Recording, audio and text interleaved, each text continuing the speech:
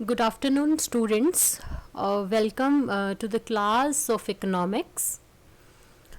We are doing at present Part B, Indian Economic Development, Chapter 2, Indian Economy, 1950 to 1990. Okay. In the previous class, we covered land reforms measures in India, जिसको हम institutional reforms भी कहते हैं. ठीक है. So in today's class we studying about new agricultural strategy, introduction, reasons and its features. ठीक है. जैसा कि बच्चे नाम से ही पता चल रहा है, पिक्चर से आपको पता चल रहा है कि एग्रीकल्चर को डेवलप और ग्रोथ उसमें करने के लिए, ठीक है, गवर्नमेंट ऑफ इंडिया ने एक न्यू स्ट्रैटेजी को फॉलो किया. ठीक है. और उस स्ट्रैटेजी को ही बोला गया न्यू एग्रीकल्चर स्ट्रैटेजी. अब ये आपको टेक्निकल रिफॉर्म्स के नाम से भी पूछा जा सकता है टॉपिक. और ग्रीन रेवोल्यूशन, जो कि बहुत प्रेवलेंट, मोस्ट फेमस पेट वर्ड है, ग्रीन रेवोल्यूशन. ठीक है. New agriculture strategy. Yes.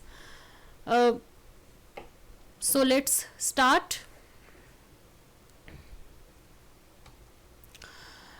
At the end of this class, you will be able to understand the meaning of Green Revolution, technical reforms or new agricultural strategy, NAS. ठीक है.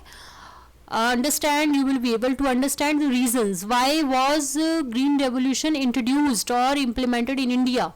हमें need क्यों feel हुई कि हमें green revolution जैसी चीज़ को follow करना चाहिए, हमें एग्रीकल्चरल स्ट्रैटेजी को, न्यू एग्रीकल्चर स्ट्रैटेजी को इम्प्लीमेंट करना चाहिए, टेक्निकल रिफॉर्म्स लाने की हमें ज़रूरत क्यों फील हुई. ठीक है.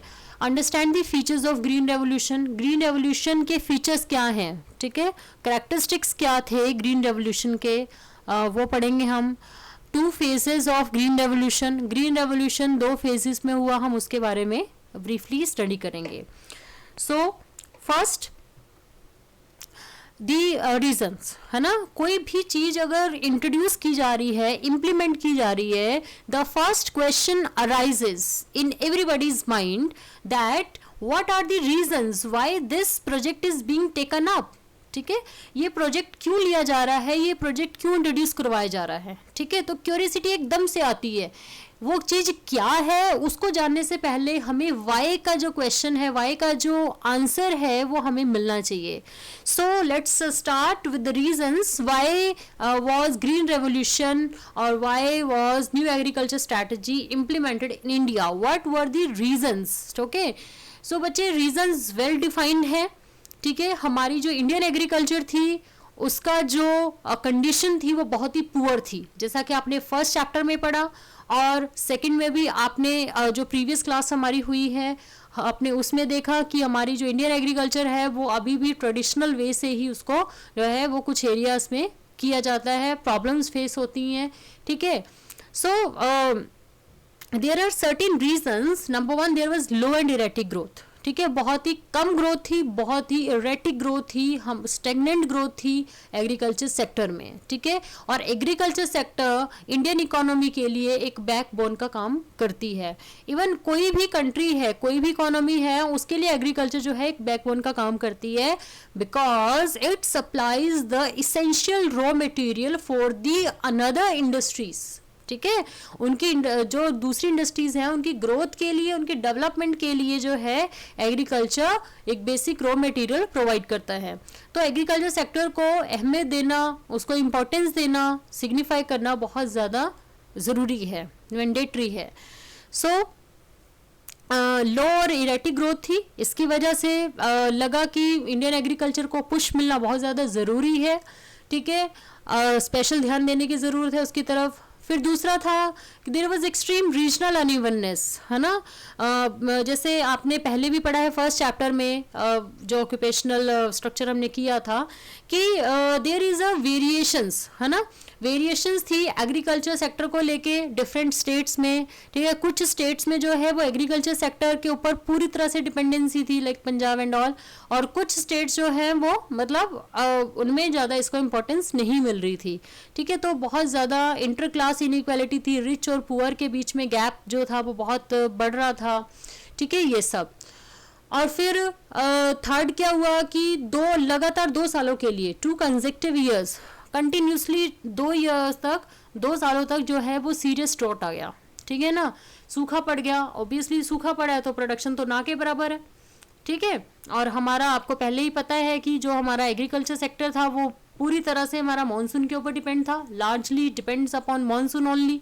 रेनफॉल अच्छा, प्रोडक्शन अच्छा, रेनफॉल में कमी तो प्रोडक्शन में कमी, टाइमली रेनफॉल हुआ तो दैट्स गुड, और अगर प्रॉब्लम मतलब लेट हुआ है या पहले हो गया तब प्रॉब्लम, ठीक है। तो इस तरह से जो है वो काफ़ी प्रॉब्लम थी इस चीज़ को लेके, इरिगेशन काइंड ऑफ फैसिलिटीज़ को लेके। Last one was very important one, USA denied India PL 480 imports.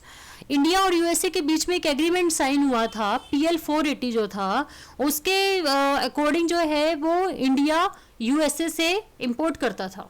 क्या इंपोर्ट करता था? फूड ग्रेन्स, है ना। अब देखिए जब आपके खाने पीने का सामान के ऊपर ही जब बंदिशें लग जाए, रिस्ट्रिक्शन लग जाए, यानी कि आपको पहले पता था कि यहाँ से भाई हमें सामान मिल रहा है इजीली तो कोई प्रॉब्लम नहीं है, बट तुरंत अगर कोई मना कर दे कि अब यहाँ से सामान नहीं आएगा, ठीक है ना, आपको नहीं मिलेगा ऐसे सामान, तो ये एक और बड़ी प्रॉब्लम हो जाती है, ठीक है। तो ऐसे इंडिया के साथ हुआ, यूएसए ने इंडिया PL 480 देने से मना कर दिया, ठीक है ना, फूड ग्रेन्स देने से मना कर दिया। तो इसलिए भी इंडिया को लगा कि अब हमें सेल्फ सफिशिएंट होना in with respect to food grains बहुत ज़्यादा ज़रूरी है, ठीक है। So these were the reasons why the green revolution और new agriculture strategy was implemented in India. Yes, now the introduction part, वो था रीजंस कि क्यों, मतलब क्या स्टेट थी हमारी एग्रीकल्चर सेक्टर की, ठीक है ना, जब ये लॉन्च हुआ new agriculture strategy. If we go the definition of a green revolution, it aimed at improving agriculture productivity by application of modern technology, ठीक है। एग्रीकल्चरल प्रोडक्टिविटी को इम्प्रूव करना किससे?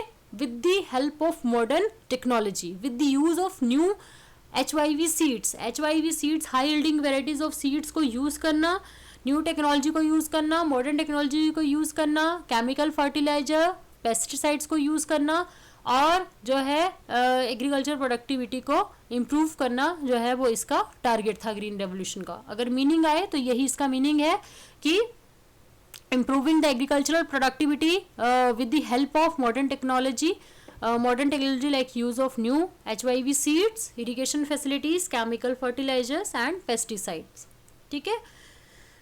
बच्चे जैसे ग्रीन रेवोल्यूशन जैसा नाम से ही आपको अगर आप स्प्लिट करें दोनों को तो ग्रीन रेवोल्यूशन, ग्रीन मतलब हरा भरा, रेवोल्यूशन एक क्रांति आना, एक चेंज आना, एक इतना ड्रास्टिक चेंज आना पॉजिटिव वे में, है ना। रेवोल्यूशन को अगर हम एक देखें, generally I make this term clear कि revolution means a positive change, drastic change, positive change in the society, है ना, और in the economy you can say. तो ग्रीन रेवोल्यूशन, ग्रीन मतलब हरा भरा, यानी कि प्रोडक्शन में बहुत ड्रास्टिक चेंज हुआ था जब हमने ये न्यू टेक्नोलॉजी को, मॉडर्न टेक्नोलॉजी को, HYV सीड्स को, फर्टिलाइजर्स को यूज़ किया, ठीक है। प्रोडक्टिविटी इंक्रीज हो गई थी, बिल्कुल स्मॉल पीस ऑफ लैंड पे ही अगर आप एक्सपेक्ट कर रहे हैं कि 5 kg यहाँ से हमें प्रोडक्शन मिलेगा तो वहाँ पे ये सब high yielding varieties of seeds, chemical fertilisers, irrigation facilities का यूज़ करते हुए वहाँ से हमें 10 kg के बराबर जो है वो प्रोडक्शन मिल रहा था, मतलब प्रोडक्टिविटी इंक्रीज हो गई, ठीक है। In 1966 the new agriculture strategy was put into practice as a package approach to agriculture. 66 में, अक्टूबर 1965 में ये लॉन्च हुआ, है ना, ध्यान रखो, 1 मार्क्स के अकॉर्डिंग क्वेश्चन पूछा जा सकता है। अक्टूबर 1965 में this reforms was taken up, this reform was launched, है ना। ये सुधार जो है वो 65 में लॉन्च हुए अक्टूबर में, और 66 में क्या हुआ, एक पैकेज अप्रोच को इंट्रोड्यूस करवाया गया एक प्रैक्टिस के तौर पे, है ना। और वो 5 क्रॉप्स में उनको लगाया गया वीट, राइस, ज्वार, बाजरा और मेज। पर लेकिन उसमें से भी जो ज़्यादा इंपॉर्टेंट थी, these were wheat and rice. ठीक है, तो बेस्ट रिजल्ट जो आया वो किस में आया, वीट में आया। गेहूं की फसल में बहुत अच्छा रिजल्ट देखने को मिला, जिसकी वजह से ग्रीन रेवोल्यूशन को कभी कभी हम वीट रेवोल्यूशन के नाम से भी जानते हैं और कह सकते हैं वीट रेवोल्यूशन। ठीक है बच्चे, इस तरह के और बहुत सारे रेवोल्यूशन हुए हैं, लाइक अगर आप ब्लू रेवोल्यूशन कह लो, ठीक है ना, गोल्डन रेवोल्यूशन, इस तरह से। तो ये आपको पता होनी चाहिए ये सारी चीज़ें। वीट रेवोल्यूशन, ग्रीन रेवोल्यूशन को नाम दिया गया wheat revolution because the best results were seen in the production of wheat. ठीक है, फिर जो भी स्टेप्स लिए गए कि इन चीज़ों का यूज़ किया गया और इन क्रॉप्स में इसको लगाया गया, सो ये जो स्टेप्स थे, these steps are known as intensive area development programme, IADP का इसको नाम दिया गया। और जो हमने HYV सीड्स की बात की है, दीज आर मिरेकल सीड्स, है ना, इसको मिरेकल सीड्स बोला गया, मिरेकल चमत्कारी, है ना, इसलिए बोला गया इनको चमत्कारी सीड कि बहुत कम बीज बो के सो करके बहुत अच्छा प्रोडक्शन देखने को मिल रहा था। ठीक है, बहुत अच्छी जो पैदावार थी वो हो रही थी। और ये जो HYV थे वीट के, वो किसने डेवलप किए, क्वेश्चन आ सकता है 1 मार्क के अकॉर्डिंग, प्रोफेसर नॉर्मन बोरलैंग, एक मैक्सिको के साइंटिस्ट थे प्रोफेसर नॉर्मन बोरलैंग, और उनकी टीम ने, है ना, वैसे नेम इन्हीं का आता है, प्रोफेसर नॉर्मन बोरलैंग का नाम आता है। तो ही वॉज द वन, मतलब he was the Mexican scientist who developed the HYV of wheat. ठीक है, अगर हम इंडिया की बात करें, है ना, कोई भी चीज़ अगर होती है तो हम उसकी फादर या मदर के उसके नाम से उसको जानते हैं कि भाई he was the father of that और दिस। तो अगर हम इंडिया में बात करें ग्रीन रेवोल्यूशन की या न्यू एग्रीकल्चर स्ट्रेटजी की, तो MS Swaminathan is known as the father of green revolution in India, because उनकी लीडरशिप से और जो उन्होंने फर्दर डेवलपमेंट किया HYV सीड्स का, उसकी सक्सेस की वजह से उनको जो है वो फादर कहा जाता है ग्रीन रेवोल्यूशन का, MS स्वामीनाथन। ठीक है, 1 मार्क के अकॉर्डिंग क्वेश्चन फिर से बन रहा है यहाँ पे बच्चे, ध्यान से। With the promotion of new technology, obviously आप बच्चे देखो कि पहले सिर्फ और सिर्फ ये कहो कि सेल्फ कंजप्शन के लिए ही फार्मर्स जो है वो प्रोड्यूस कर रहे थे, प्रोडक्शन कर रहे थे, फूड ग्रेन्स प्रोड्यूस कर रहे थे, ठीक है, या ना के बराबर हो रहा था, मतलब हो ही नहीं रहा था। बट अचानक से जो चेंज आया इन सब की वजह से, ठीक है, अब उनके पास जो है वो ज़्यादा प्रोडक्शन होने लगा। अब गवर्नमेंट ने क्या किया, रेगुलेटेड मार्केट्स को इस्टेब्लिश कर दिया, सेटअप कर दिया। ठीक है, इसके पीछे मोटिव जो था गवर्नमेंट का, रेगुलेटेड मार्केट्स को सेटअप करने का जो मोटिव था वो यही था ताकि जो फार्मर्स के पास एक्सेस में है production, they can sell their excess production in the market. वो अपनी एक्सेस प्रोडक्शन को, जो सरप्लस में है प्रोडक्शन, उसको वो मार्केट में जाके सेल कर दे। और जो ये मार्केट में जाके सेल करने की जो प्रोसेस है उसको हम क्या बोलते हैं, मार्केटेड सरप्लस। क्या नाम दिया गया इसको, 1 मार्क के अकॉर्डिंग क्वेश्चन पूछा जा सकता है। What do you mean by marketed surplus? The surplus sold in the market by the farmers is known as marketed surplus. ठीक है ना, आफ्टर देयर सेल्फ कंजप्शन, अपनी कंजप्शन करने के बाद जो उनको लगता है कि अब हमें इसकी पूरे साल में इतने की जरूरत नहीं होगी, ठीक है ना, तो वो remaining of the produce are sold in the market. तो ये मार्केटेड सरप्लस हो गया, यानी कि उसको मार्केटिंग कर दिया उस सरप्लस का। और रेगुलेटेड मार्केट्स का मतलब होता है जिसमें प्रॉपर एक स्टैंडर्ड प्राइस होंगे, स्टैंडर्ड वेट्स मेजर्स के साथ जो है वो फार्मर्स की प्रोड्यूस को मार्केट किया जाएगा, सेल किया जाएगा। ठीक है, these are 2 important words over here, that is why I have bold it. ठीक है, so that was all about the introduction part. Now the features of green revolution. देखो बच्चे पिक्चर में आप you can see the how the production of wheat, the plants of wheat are flourishing. ठीक है, किस तरह से देखो पैदावार कितनी ज़्यादा हो रही है, पूरे जो है वो भरे भरे इसके जो कलियां हैं वो पूरी भरी पड़ी हैं अनाज के साथ। तो it was the impact of green revolution only. ठीक है. Yes, the features of green revolution, use of package inputs, है ना. अब देखो कोई भी चीज़ अगर हमें इंट्रोड्यूस करनी है और या कहें कि हमें उसका एक पर्टिकुलर लेवल का हमें रिजल्ट चाहिए, तो हमें उसको एक पर्टिकुलर एक किट की फॉर्म में, एक पैकेज की फॉर्म में हमें उसको यूज़ करना पड़ेगा. ठीक है ना. And the package was HYV seeds, pesticides और फर्टिलाइजर्स. ठीक है. और इसी के साथ इरिगेशन फैसिलिटीज़ भी. ठीक है. बिकॉज जब हम HYV सीड्स यूज़ करते हैं तो पानी की बहुत ज़रूरत होती है, तो इसीलिए जो है वो इरिगेशन फैसिलिटीज़ का होना भी बहुत ज़्यादा ज़रूरी था. ठीक है. तो HYV सीड्स, पेस्टिसाइड्स और फर्टिलाइजर्स, जैसे कीड़ा मकोड़ा लग जाता था पहले फसलों को तो वो खराब हो जाती थी. बट अब क्या है कि जैसे ही फार्मर को लगता है कि हाँ भाई उसने बीज बो दिया, बीज के साथ ही जो है वो और दूसरी पेस्टिसाइड्स भी डाल देंगे, फर्टिलाइजर्स डाल देंगे, ताकि और अच्छे से वो ग्रो करे without any problem.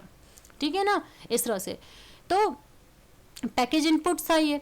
Scientific rotation of crops, अब यहाँ पे जो मोनोक्रॉपिंग सिस्टम था उसको मल्टी क्रॉपिंग सिस्टम में लाने की प्रैक्टिस शुरू हुई कि भाई साल में सिर्फ एक फसल नहीं उगानी है ना, उसको रोटेट करना है. ऐसा नहीं है कि बार बार वही फसल उगाते रहना है. इससे तो क्या होगा, the soil fertility will come down, जो सॉइल फर्टिलिटी है वो कम हो जाएगी. ठीक है. तो सॉइल फर्टिलिटी जो है उसको मेंटेन करने के लिए मोनो क्रॉपिंग से हमें मल्टी क्रॉपिंग सिस्टम की तरफ आना होगा, साइंटिफिक रोटेशन करनी होगी क्रॉप्स की. ठीक है. Third is credit and package inputs should be provided by the government agencies. यहाँ पे गवर्नमेंट एजेंसीज को चाहिए कि जो फार्मर लोग हैं उनको इजी वे में, इजी कंडीशंस में जो है वो क्रेडिट की और पैकेज इनपुट जो हमने बात की ऊपर, HYV सीड्स वगैरह, मतलब सब्सिडाइज्ड रेट पे उनको ये सब चीज़ें इजीली अवेलेबल हो जाएं, ताकि जो हमारे जो पुअर फार्मर्स हैं यू कैन से, और जो वो फार्मर्स जो यानी कि इजीली इनको नहीं ले सकते, उनके पास इतना पैसा नहीं है कि ये सब अवेल कर पाए चीज़ों को, तो इसके लिए गवर्नमेंट को चाहिए कि वो अपनी एजेंसीज के थ्रू ये सब उनको प्रोवाइड करवाए. ठीक है. ये ग्रीन रेवोल्यूशन करेक्टरिस्टिक्स है. Number 4, announcement of minimum support price. बच्चे आपने ये मिनिमम सपोर्ट प्राइस का नाम सुना होगा, 11th स्टैंडर्ड में वी डिड इट, है ना. प्राइस जिसको हम बोलते हैं प्राइस फ्लोर. ठीक है. Minimum price. तो इसमें क्या है सॉरी इसमें बिफोर सोइंग द सीड, है ना, बीज बोने से पहले जो गवर्नमेंट है वो अनाउंसमेंट कर देती है कि नेक्स्ट ईयर जब आपका प्रोड्यूस मार्केट में आएगा तो आपको मिनिमम इतना प्राइस जो है वो मिलेगा अपनी फसल के लिए, पर क्विंटल के अकॉर्डिंग. जैसे फसल जो है वो प्राइस सेट होता है, तो पर क्विंटल के अकॉर्डिंग आपको इतना प्राइस मिलेगा, इतना रेट आपको मिलेगा. अब बच्चे देखो इससे क्या है कि श्योरिटी आ गई. अब फार्मर्स के दिमाग में एक श्योरिटी आ गई कि yes we will get this much amount at minimum level, minimum हमें इतना तो मिलेगा ही मिलेगा. ठीक है. तो to safeguard the interest of the farmers government announce the minimum support price. ठीक है. Fifth feature is minor irrigation works. ये ऑलरेडी मैंने डिस्कस कर लिया, ये पैकेज में ही है एक तरह से. ठीक है. तो इरिगेशन फैसिलिटीज का भी अच्छा होना जरूरी है कि हमने मान लो HYV सीड्स यूज कर लिया, हमने पेस्टिसाइड्स यूज कर लिए, हमने फर्टिलाइजर्स यूज कर लिए, what we don't have any of the irrigation facilities, then there is no use of the package inputs. तो वो सारा हमारा null and void है. तो इरिगेशन फैसिलिटीज का होना मिनिमम लेवल पे बहुत ज़्यादा ज़रूरी है. ठीक है ना. This is all about the features of green revolution. ठीक है. Last topic of today's classes, phases of green revolution. 2 phases में हुआ है ये. During this phase scope of green revolution was restricted largely to wheat and rice growing regions, है ना. जहाँ पे वीट और राइस ज़्यादा उगाया जाता है, पैदावार होती है, पंजाब, आंध्र प्रदेश, तमिलनाडु में, वहाँ पे जो है वो इम्प्लीमेंट हुआ. फिर बाद में जब रिजल्ट्स अच्छे होने लगे तो और भी एरियाज़ में वाइड स्प्रेड इसको वाइड स्प्रेड किया गया और एरियाज़ में इसको इम्प्लीमेंट किया गया. ठीक है. तो इस तरह से जो है वो 2 फेज में हम इसको देखते हैं. ठीक है. सो बच्चे this is all about the new agriculture strategy और green revolutions, introduction, features, why was it implemented and its phases. ठीक है. Now the time comes for the assignment part. Question number 1, what do you mean by new agricultural strategy? ठीक है, define करना है. New agriculture strategy already आपको बोला है, green revolution. ठीक है, in which crop the best results have been shown by the green revolution. You are all good students and must be able to answer all these questions well. Question number 3, why is green revolution known as wheat revolution? Who is known as the father of green revolution in India? Question number 5, define miracle seeds. Question number 6, what is meant by marketed surplus? Question number 7, which states have been benefited the most by the green revolution? ठीक है ना, कौन सी states को ज़्यादा benefit हुआ है green revolution के implement होने से. ये 1 मार्क के क्वेश्चन थे बच्चे. अब है questions carrying 3 marks. State the features of new agricultural strategy. ठीक है, अब स्टेट है तो आप 1 सेंटेंस में उनको लिख सकते हैं, लाइक जैसे announcement of the minimum support price and all, इस तरह से आप करके लिख सकते हैं उसको. और इस चीज़ का हमेशा ध्यान रखिए कि कुछ आंसर्स हमारे ऐसे होते हैं कि हमारे उसमें मान लो 6-7 पॉइंट्स हैं और वो if the question is being asked for 3 marks, है ना, तो वहाँ पे आप सिर्फ पॉइंट्स उसके लिख दो, है ना, और एक सेंटेंस में हो सके तो उसको थोड़ा सा एक्सप्लेन कर दो. ठीक है, सिर्फ पॉइंट्स लिखना भी श्योरिटी नहीं करता कि भाई आपको फुल मार्क्स आ जाएंगे वहाँ पे. तो it would be much better कि आप पॉइंट लिखो, फिर उसका जो है वो एक लाइन के बीच उसको डिफाइन कर दो या फिर यू कैन से एक्सप्लेन कर दो. ठीक है, तो ये आपकी सेफर साइड हो जाएगी. Question number 9, why was the need felt to introduce the technical reforms in India और why was green revolution implemented in India. ठीक है, so this is all about your assignment part. I hope you are all doing well. Will be preparing the notes in a very effective manner. ठीक है, it would be very much helpful for you people only. ठीक है, I keep on advising you for the same from time to time. So thank you all. Happy learning to all. Thank you so much. God bless you all.